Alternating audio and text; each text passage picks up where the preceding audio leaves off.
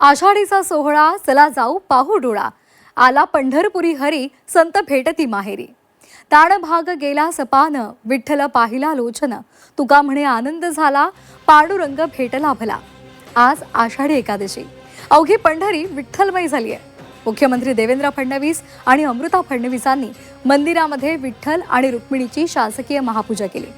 यावर्षी मुख्यमंत्री म्हणून देवेंद्र फडणवीसांना 6व्यांदा विठ्ठल रुक्मिणीची आषाढीची शासकीय महापूजा करण्याची संधी मिळाली। महापूजेवेळी पालकमंत्री जयकुमार गोरे, त्यांच्या पत्नी सोनिया गोरे, मंदिर समितीचे सहअध्यक्ष गहनीनाथ महाराज औसेकर, कार्यकारी अधिकारी राजेंद्र शेळके यासह इतर मान्यवर उपस्थित होते। यावर्षी आषाढी यात्रेसाठी देशभरातून सुमारे 30 लाखांहून अधिक भाविक पंढरीमध्ये दाखल झाले।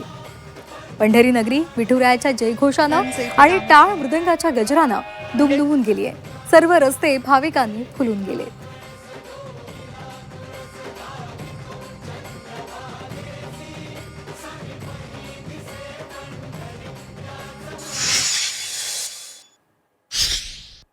आणि या संदर्भात पंढरपुरातली आता माहिती घेण्यासाठी, तिथली दृश्य पाहण्यासाठी आपण पुन्हा एकदा जाणार आहोत आमचे प्रतिनिधी प्रताप नाईक यांच्याकडे। प्रताप, संपूर्ण नगरी विठ्ठलमय झालेली आहे, भाविकांचा ओढा, वारकऱ्यांचा ओढा तिथे आपल्याला पाहायला मिळतोय। काय सध्याची दृश्य आहेत आणि काय त्यांच्या भावना आहेत? आपण पाहतो की मुख्यमंत्री असतील किंवा आपण पाहतो की वारकरी जे मानाचे आहेत त्यांच्या हस्ते महापूजा झाल्यानंतर आपण पाहतो की खऱ्या अर्थानं विठ्ठलाच्या दर्शनासाठी अक्षरशः झुंबड उडाली अशा प्रकारची दृश्य विठ्ठलाच्या मंदिरात पाहायला मिळते। तर दुसरीकडे आपण पाहतोय की विठ्ठलाची या ठिकाणी दर्शन करण्या अगोदर आपण पाहतो की चंद्रभागेच्या तीरावर झालेली गर्दी पाहिल्यानंतर चंद्रभागाचं तीर जो आहे तो वारकऱ्यांनी कसं फुलून गेलंय हे दिसून येते। एकूणच आपण पाहतो की ज्या ज्या ठिकाणी नजर आपण टाकतोय त्या त्या ठिकाणी आपण पाहतोय की या वाळवंटात भक्तीचा महापूर जो आहे तो आलाय अशा प्रकारची दृश्य आपल्याला दिसतात। एकूणच आपण पाहतोय की या पंढरी नगरीत जवळपास 35 लाखाहून अधिक भक्त जे आहेत ते आलेत अशा प्रकारचा दावा प्रशासनाच्या वतीने करण्यात आलेला आहे। खर तर आपण पाहतोय की जे दर्शनाच्या रांगा आहेत त्याच्यामध्ये प्रशासनानं खूप मोठ्या प्रमाणात नियोजन केलेलं आहे। कारण आपण पाहतो की एकेरी मार्ग करत या ठिकाणी आपण पाहतो की एका साईडनं या भक्तांना, वारकऱ्यांना दर्शनासाठी सोडलं जातं आणि दुसरीकडून त्यांना बाहेर काढलं जातं। त्यामुळे कोणत्याही प्रकारची चेंगराचेंगरी किंवा गर्दी आपल्याला पाहायला मिळत नाही। आपण पाहतो विठ्ठल नावाचा सध्या जयघोष सुरू आहे। धन्यवाद प्रताप, आपण दिलेल्या संपूर्ण माहितीसाठी।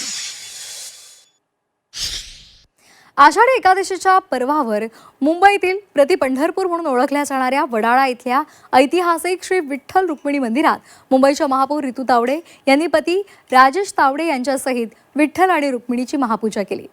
पहाटेच्या सुमारास मंत्रोच्चार आणि ज्ञानोबा माऊली तुकारामच्या जयघोषानं संपूर्ण मंदिर परिसर दुमदुमून गेला। मंदिरामध्ये भाविकांनी दर्शनासाठी रात्रीपासूनच रांगा लावलेल्या आहेत। आमचे प्रतिनिधी स्वप्नील जाधव तिथून आपल्यासोबत जोडले गेलेले आहेत। स्वप्नील, प्रति पंढरपूर अशी या वडाळ्याच्या विठ्ठल मंदिराची खरं तर ख्याती आहे। मोठ्या संख्येनं आषाढी एकादशीला आणि कार्तिकी एकादशीला भाविक इथे जात असतात। सध्याचे काय दृश्य आहेत आणि किती गर्दी आहे, काय या संदर्भातली माहिती आहे?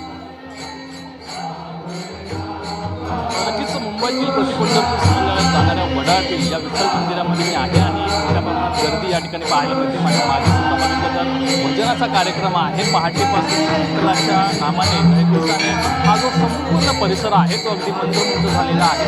तर शेकडो वर्षांपासून या ठिकाणी आषाढी एकादशी, कार्तिक एकादशीला भाविकांची गर्दी होत असते आणि पुरातन मंदिर हे आहे। तर याची आख्यायिका ही इतिहासामध्ये नोंद आहे। मोठ्या प्रमाणात भाविकांची गर्दी आणि भाविकांसाठी मोठ्या प्रमाणात तयारी सुद्धा करण्यात आलेली आहे आणि वारकरी दिंडी सोहळा सुद्धा आयोजित करण्यात आलेला आहे। विश्वस्त मंडळी आहेत, पुरातन मंदिर आहे। काका, काय सांगाल, कशा प्रकारे तयारी करण्यात आलेली आहे आणि काय नक्की इतिहास आहे मंदिराचा? याची तयारी 1 महिना आधीपासून सुरू होते। जूनपासून आम्ही तयारी करायला लागलो। तिकडे वेगवेगळे परमिशन घेण्यापासून स्वयंसेवक अरेंज करणं, सगळ्यांना बोलवणं हे सगळं असतं। शिवाय पालखी सोहळा, दिंडी सोहळा या ठिकाणी आयोजित केला जातो. काय काय कार्यक्रमांचं आयोजन आहे तर आज दिवसभरामध्ये भक्तांसाठी काय नक्की आव्हान? आपल्याकडे दिवसभर कार्यक्रम म्हणजे आषाढी एकादशीच्या आदल्या दिवसापासून आपल्याकडे वेगवेगळी मुंबईतली भजन मंडळी सेवा करायला येतात आणि ती निशुल्क सेवा असते. त्याची काही बिदागी घेत नाहीत, पण 1 तासासाठी त्यांची सेवा इकडे एकामागोमाग एक असते.